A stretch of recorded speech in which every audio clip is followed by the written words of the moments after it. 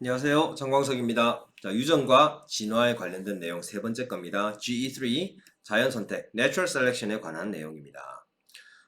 자연 선택을 갑자기 끄집어낸 이유가 우리 감염 미생물학에서 변종 혹은 변이, 감염성 미생물이 변이나 변종을 일으켰을 때 걔가 더 창궐하게 되는 이유를 이해하기 위해 이 스토리를 끄집어냈습니다. 자, 오른쪽 보시면 세 가지 이야기를 다룰 건데요. 여러분들한테 보내드린 자료가 제가 깜빡하고 여기 4번, 5번 앞에 있는 다른 자료에 4번, 5번을 지우지 않고 그대로 남겨뒀더라고요. 걔들 지우시고 이 보시는 이 세 개가 이 영상에서 다룰 내용입니다. 첫 번째, 자연선택이란 무엇인가?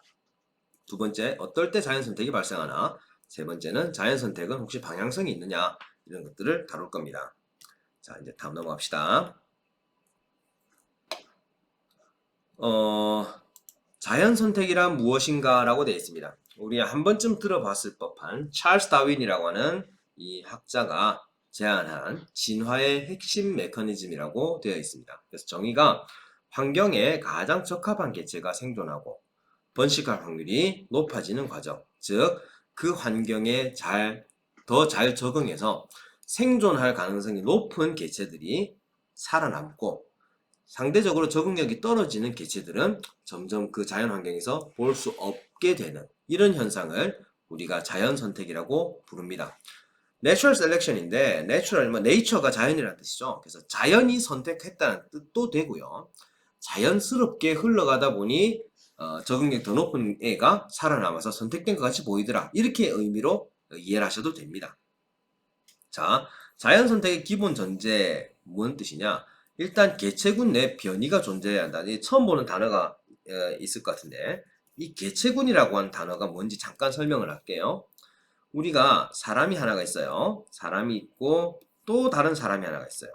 사람 하나하나는 우리가 개체라고 부릅니다. individual이에요. 그런데 같은 종류의 개체가 둘 이상 모여서 집단을 이루면 사람 2명, 개 2마리, 뭐 파리 2마리 이런 것처럼 같은 종이에요. 같은 종.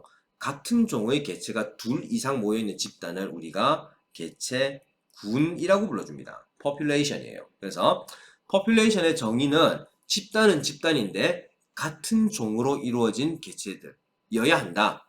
그걸 기억하셔야 하고 이 개체군, population 속에 수많은 개체들이 있을 건데요. 이 개체 중에 일부가 변이, 여기서 말하는 변이는 돌연변이입니다. 돌연변이. 돌연변이를 가지는 것에서부터 자연선택의 스토리가 시작된다는 뜻이에요. 그래서 돌연변이를 갖춘 개체가 하나 나타나면 나타나야 하고 그 다음에 이 돌연변이가 표현이 되어야 해요. 이 표현된다는 게 우리 앞에서 제가 맨델의 법칙 할 때 그 트레이트 형질이라는 거에 대해 설명을 좀 해드렸는데요. 돌연변이가 발생했을 때요. 유전자에 돌연변이 발생했는데 이 돌연변이가 하필이면 염기서열이 바뀌어서 돌연변이 생기긴 했지만 하필이면 그게 단백질까지 반영이 안 되는 경우가 있어요. 그러면 돌연변이가 생기긴 했지만 실제 단백질에는 변화가 없기 때문에 겉보기에는 돌연변이가 안 생긴 것하고 같은 상황이 돼요. 아시겠죠? 그런 경우에는 자연선택이라는 개념이 적용되기 어렵고요. 유전적 돌연변이가 발생한 뒤에 무언가 단백질에도 변화가 생겼을 때 이 변화를 일으킨 단백질이 사람이든 뭐든 그 개체 몸 속에서 작용을 해가지고 몸을 더 아프게 만들든지 혹은 몸을 더 건강하게 만들든지 이런 일이 발생했다면 형질이 달라지는 현상이라고 우리가 이야기를 하는 겁니다.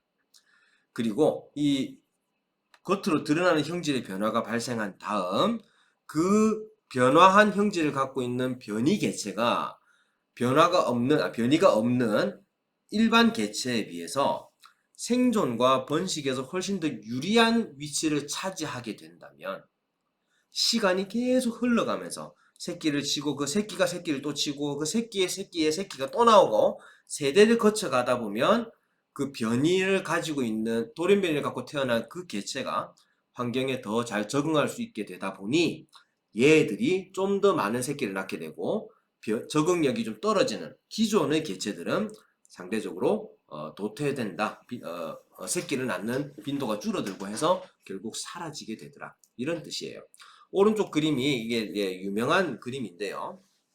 보통 진화론을 설명할 때 뭐 획득 형질이 유전이 되니 많이 이런 것들이 여러분들 뭐 연배가 좀 있는 분들은 중고등학교 때 생물학 같은 걸 배우시면서 그런 스토리 한번 들어보신 적이 있을 거예요.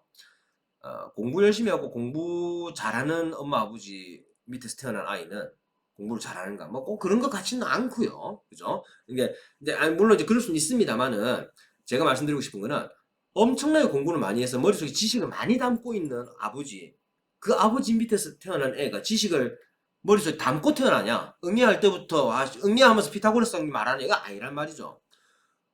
부모대에서 스스로 뭐 하다가 얻은 형질, 돌연변이가 아닌 그냥 뭘 활동하다가 알게 된 경험이나 지식 같은 이런 걸로 얻은 건 형질에 표현하지 않지만 어쨌든 그런 것들을 얻었다 해서 그게 자손한테는 전달되지 않더라.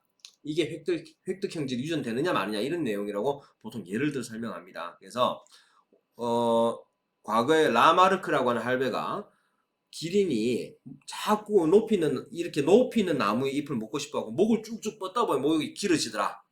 이런 식으로 설명해갖고, 아버지가 목을 열심히 써가 목이 길어지니까 그 새끼도 목이 길게 태어나더라. 이렇게 처음에 설명했는데 그게 안 맞더라. 이렇게 이제 넘어갔던 거고요. 물론, 때에 따라서는 일부의 획득된 형질이 유전될 수도 있다는 그런 가설도 나옵니다. 최근에. 근데 그거는 우리한테 중요한 게 아니고, 어쨌든, 목을 길게 뻗었다 해서 기린이 나무에 있는 잎을 따먹을 수 있을 정도 목이 길어지고 그 길어진 목을 가진 기린의 새끼는 목이 길어지게 나온다. 이게 아니었고요.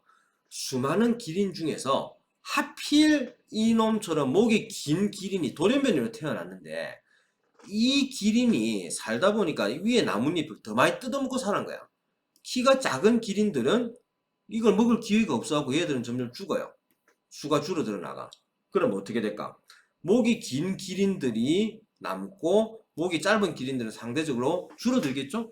그럼 그 다음부터는 목 긴 기린들이 저끼리 짝짓기를 해가지고 새끼를 낳으면 유전자에서부터 만들어진 목의 길이이기 때문에 유전자는 그대로 자손한테 유전이 될 수가 있죠? 그렇게 해서 자손도 목이 길게 태어나더라. 뭐 이런 스토리. 요것이 자연선택이라는 뜻입니다. 이거 왜 이렇게 갑자기 길게 설명하느냐? 코로나19의 변이가 계속 바뀌어 나가는 게 바로 이 스토리이기 때문에 그래요. 좀 이따 말씀드릴게요, 이거는. 자, 어떨 때 자연선택이 발생하나? 좀 전에 말씀드렸어요.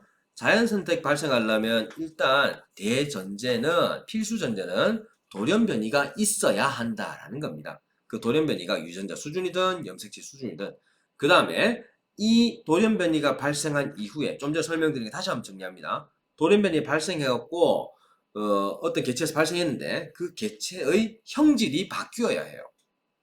동일종 내에서 개체 간 차이가 뚜렷하게 차이가 나타나야 한다. 형질이 달라져야 한다는 뜻이야. 예를 들면은 아까 말씀드린 것 같이 돌연변이에 태어났는데 목이 긴 기린이 돌연변이로 태어났다. 목 길이가 확실하게 뚜렷하게 차이가 나죠? 그게 전제 조건이에요. 자, 그 다음 생식세포 내에서 유전적 변화가 발생할 때 자연선택이 일어날 수 있다. 특정 부의 세포에서만 변이가 발생하면 유전이 안 돼요. 이거 앞에 제가 돌연변이 할 때도 설명을 드렸습니다만은 제 피부 세포의 어딘가에서 뭐 자외선이나 X선 너무 쬐어가지고 돌연변이 생겼다 쳐요. 이 손등 피부 세포에 돌연변이 생겼다고 제 자손들의 손등에도 뭔가 문제가 있을 거냐? No. 왜냐면 이 세포가 정자를 만들지 않기 때문에 그래요. 생식세포 안에서 돌연변이가 발생할 경우에는 그게 내려갈 수 있다고 했죠? 그걸 말씀드리는 거예요. 그 뜻이고 차별적 적합도 그 형질이 돌연변이에 의해서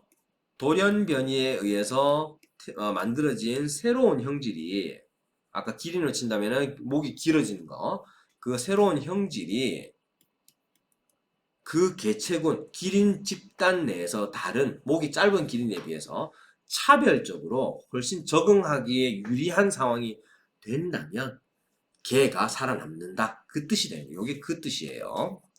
자, 그래서 오른쪽에 보시면 이게 영국인데요. 영국에 나무에 붙어 사는 이 굉장히 유명한 얘인데 나무에 붙어 사는 나방이가 두 가지가 있는데 이 둘 다 사실은 같은 종류의 나방이에요.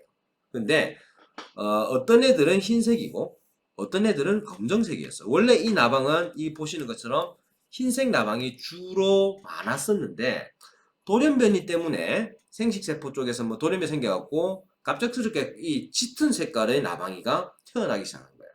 근데 이 시기에는 영국의 공업화가 되기 이전이라서 나무가 좀 나무 이렇게 붙어 사는 나방이었는데 나무 겉 표면이 좀 깨끗하다 보니까 흰색 나방은 일종의 위장 효과가 발생해서 잘 안 보이고요. 흰색 밝은 빛의 나무 껍질에 흰색 나방이 붙어서 잘 안 보이는데 보시는 것처럼 이렇게 짙은 색깔의 나방이는 밝은 색깔 배경에서 굉장히 뚜렷하게 잘 보였겠죠. 그래서 포식자들, 새 같은 포식자들은 얘들이 주로 많이 잡아먹혔어요. 이해되죠? 그럼 이러면은 검정색이 어딘가 숨어서 남아있을 수도 있겠지만은 검정색이 주로 많이 먹혔을 거니까 흰색 나방이 훨씬 더 많이 남아있었을 거예요. 그런데 좀 전에 제가 뭐라 했습니까? 공업화라는 이야기를 했죠. 공업화된 지역은 먼지가 대체로 많아요. 매연도 많고 분진도 많고, 분진이 먼지죠. 어쨌든 그런 게 많다 보니 시간이 지나면서 이 나무의 껍질 색깔들이 이런 매연, 분진 이런 거에 뒤덮여 가지고 껍질 색깔이 어둡게 변했어요. 나방 입장에서는 어떤 일이 발생할까요? 이 흰색 나방, 검정 나방 둘이가 나무에 앉았는데 하필이면 그 나무가 오른쪽 그림에서 보시는 것처럼 색깔이 어두운 배경의 나무가 돼버렸고 두 종류의 나방이 앉으니까 이제는 상황이 역전이 된 거야. 밝은 빛깔의 나방이가 오히려 어두운 빛깔의 배경 때문에 더 도드라지게 보이고 돌연변이로 태어나서 이 계속 그 새한테 쪼여갖고 이 뭡니까 피폐한 삶을 살고 있던 이 나방이 환경이 바뀌는 바람에 얘들이 오히려 위장 효과가 발생해서 얘들이 덜 먹히고 이 과거에 득세하던 흰색 나방이가 새한테 더 먹히는 이런 상황이 발생하기 시작한 거예요. 어떻게 됐을까 시간 지나면 이 지역에서 이 공업화된 지역 먼지가 많은 지역에서는 흰색 나방 수가 점점 줄고 검은색 어두운색 나방이 훨씬 더 그 환경에 대한 적응력이 높아지게 된 거죠. 그래서 환경에 의해서 어두운 색깔 나방이가 선택된 이런 상황이 발생한 겁니다. 이해되나요? 그래서 이게 영국 지도인데 검정색 동그라미는 바로 이 나방이 많다는 뜻이고 흰색 동그라미는 흰 나방이 많다는 뜻이고 이렇게 반반 섞은 거는 검정 흰색이 좀 비슷비슷하게 나온다는 뜻이었어요. 위치를 보니까 대충 이렇게 해서 이 밑에는 주로 검은색 나방이가 우세하고 흰색 나방이 있긴 하지만 별로 안 많고 위쪽은 검정색 나방이 거의 없고 흰색 나방이 많죠. 그 이유가 이 밑에가 뭐 맨체스터부터 밑으로가 대부분 공업화되어 있는 지역이었고 위쪽은 그렇지 않았기 때문에 그렇다. 이게 환경의 변화에 의해서 같은 종으로 이루어진 개체군 속에서 돌연변이 있는 놈이 선택이 되었고 걔가 남아나는 이런 현상이라고 이해하시면 되겠습니다. 자, 그러면 그런 자연 선택은 혹시 방향성이 있느냐? 어느 방향으로 항상 같은 방향으로만 변해가느냐? 보니까 또 그런 것 같지는 않더라는 거예요. 이 그림이 상당히 유명한 그림인데요. 요 그림만 이해하시면은 이해하시면 다 끝이 나요. 요 위에 그림 봅시다. 이 파란색 선이 밑에 보신 요 쥐의 마리수예요. 밝은 색깔의 쥐부터 어두운 색깔의 쥐, 같은 종류의 쥐인데 쥐마다 색깔이 조금씩 차이가 나더라는 거죠. 사람도 같은 사람인데 피부색이 흰색에 가까운 백인이 있고 어두운 색에 가까운 흑인이 있고 우리같이 황인종도 있고 이렇게 색깔이 다양하게 나타나는 것처럼 쥐들도 이렇게 색깔의 컬러 코드의 차이가 좀 있습니다. 같은 종류임에도 색깔이 다른 경우가 많고 대체로 이 중간 색깔 정도의 쥐가 가장 마리수가 많았고 여기 밝은 빛깔 좀 적고 아주 어두운 빛깔도 상대적으로 적은 그런 쥐 포퓰레이션이 있다고 해요. 이때 만약에 어떤 포식자가 밝은 색깔의 쥐만 굉장히 선호해서 많이 잡아먹었다 칩시다. 어떻게 될까요? 그러니까 여기에 있는 쥐만 열심히 잡아먹다면 이 쥐들이 자꾸 죽어나오고 없어지는 거야. 엄마가 아빠가 되어야 할 쥐가 사라지니까 밝은 색깔 털을 만들 수 있는 유전자가 점점 사라지게 돼요. 이해되나요, 이 말이?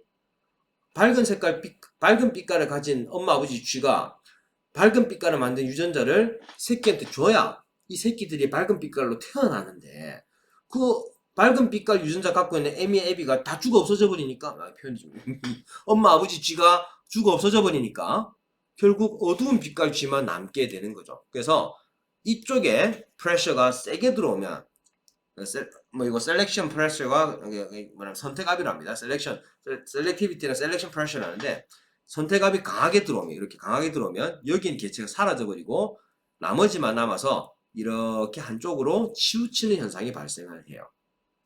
또 반대로 이쪽만 여기 어두운 색깔만 잡아먹었으면은 밝은 빛깔의 쥐만 남아 있겠죠? 그죠? 그다음 가운데 중간 색깔의 쥐만 열심히 잡아먹는 포식자가 있었다면은 중간 색깔 쥐는 사라지고 밝은 빛깔과 어두운 빛깔 이것처럼 밝은 빛깔과 어두운 빛깔의 쥐만 남게 될 거예요. 자, 마지막 이 양가 쪽에 있는 거를 동시에 포식자가 주워 먹기 시작했다면 양가에 있는 색깔의 쥐들은 사라져 버렸고 가운데 중간 정도 색깔을 가지고 있는 애들만 남게 되겠죠. 즉 환경이 스트레스를 줄 때, 프레셔를 줄 때 어느 쪽 포퓰레이션 내에서 어느 쪽 형질을 갖고 있는 애들을 집중적으로 스트레스 주느냐에 따라서 걔들은 결국 탈락해버리고 남아있는 애들끼리 살아나가다 보면 결국 과거에 비해서 변화한 시점 좀 뒤에는 좀 다른 형태의 개체군이 남게 되더라.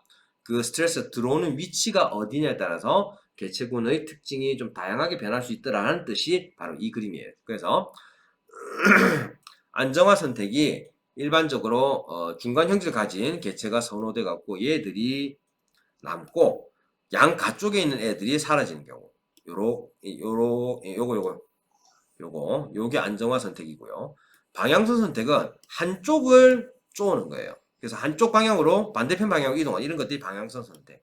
분단성 선택은 가운데를 찍어 갖고 양쪽으로 나눠버리는 것. 이런 것들을 분단성 선택이라고 한다. 자, 아이고.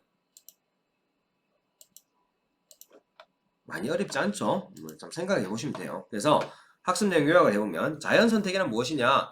한 종류의 형질이 서로 다른 특징을 보일 때 현재 환경의 생존 가능성이 높은 특징이 남는 경우다. 어떨 때 자연 선택이 발생하나? 일단 변이가 있어야 한다고 전제를 깔았습니다. 그 다음 변이로 인해서 특징이 드러나야 하고 그 특징이 둘 이상 존재해야 하고 그 다음에 자연 선택의 그러니까 환경에 의해서 페이버돼야 한다. 세 번째, 자연 선택은 방향성이 있느냐? 있다고 했죠. 안정화냐, 극단화냐, 그 다음에 중간을 찍느냐. 그런 차이가 있겠습니다. 자, 이제 밑에 보시면은 이제 세균을 통제하기 위해서 항생제를 처리하는 항생제도 자연 선택에 대한 굉장히 좋은 예예요. 항생제를 쓸 때 예를 들어볼게. 이렇게 수많은 세균들이 있는데 이 세균들이 하나의 개체군으로 살고 있다고 칩시다. 또 세균들은 저번에도 한번 설명했습니다만은 이분법이라고 해서 엄마 세포가 둘로 갈라지면 그 둘로 갈라서 만든 이 새끼 세포들은 이전에 갈라지기 전에 엄마 세포하고 완전히 유전적으로 똑같아요. 클론이에요. 유성생식 같은 거 하지 않기 때문에 엄마가 갖고 있는 거 그냥 그대로 복사붙이기 두 배를 불려갖고 양쪽 나눠버렸기 때문에 복사붙이기라서 새끼 갖고 있는 거는 엄마 거하고 완전히 똑같아져요. 그런데 세균은 핵이란 게 없고 핵 주머니가 없기 때문에 유전 물질이 굉장히 위험하게 노출된 상태고 자외선 같은 게 들어오면은 잘 훼손이 돼요. 훼손되다 보면은 유전자에 돌연변이가 쉽게 발생하겠죠. 그래서 하나의 포퓰레이션이 엄마가 새끼 세균 만들 때 똑같은 놈 만들지만 그 새끼 세균들 중에서도 돌연변이가 생길 확률이 굉장히 높다는 뜻이다. 사람에 비해서. 그렇게 돌연변이 생긴 것 중에 한 놈이 하필이면 우리가 여기다 처리하는 여러 가지 항생제 중에서 A라고 하는 항생제 있을 때 이 항생제 약이 세균 속으로 들어오면 세균이 죽는다. 이런 약이다 치고 이 약이 세균 속에 들어갔는데 하필이면 이 돌연변이를 갖고 태어난 일마가 지 몸 속에서 돌연변이를 만드는 단백질이 A 항생제를 무력화시키는 단백질이라고 칩시다. 어떻게 될까?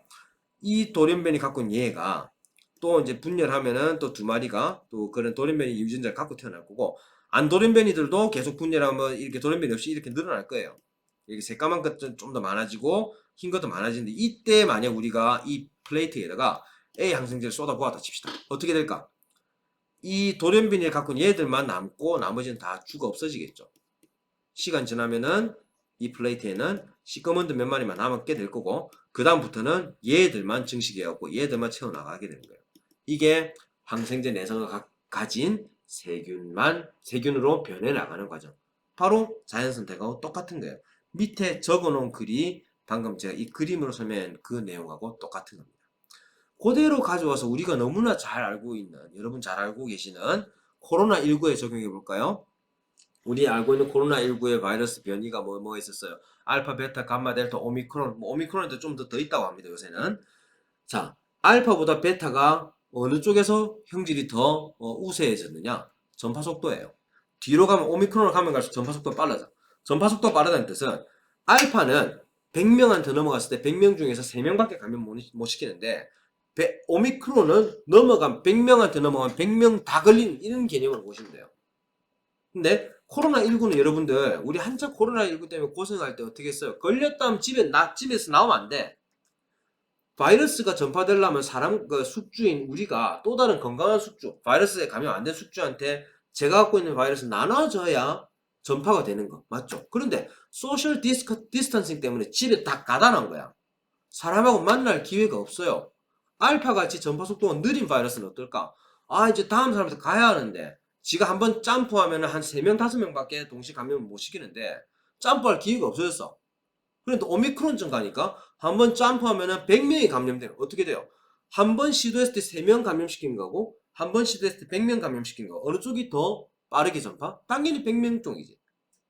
걸리는 순간 집에 가야 하는데 집에 가기 전까지 만나는 사람한테 쭉 전파된 속도가 오미크론은 훨씬 빠르니 걔만 남게 되고 알파 바이러스는 점점 명맥을 잃고 끝에는 거의 검출이 안 되는 그런 상황 발생. 이것도 결국에는 자연 선택하고 거의 같은 개념이다라고 이해하시면 돼요. 아시겠죠? 좀 많은 이야기를 좀 급하게 말씀드렸는데 이 자연 선택이라는 개념을 이해하시는 게 미생물학에서 내성균이 발생하는 것 혹은 변이 바이러스, 변종 세균이 계속 퍼져나가는 그것을 설명하는 방법이다. 이렇게 이해하시면 좋겠습니다. 자, 이걸로 마치고 또 다음 영상에서 봅시다.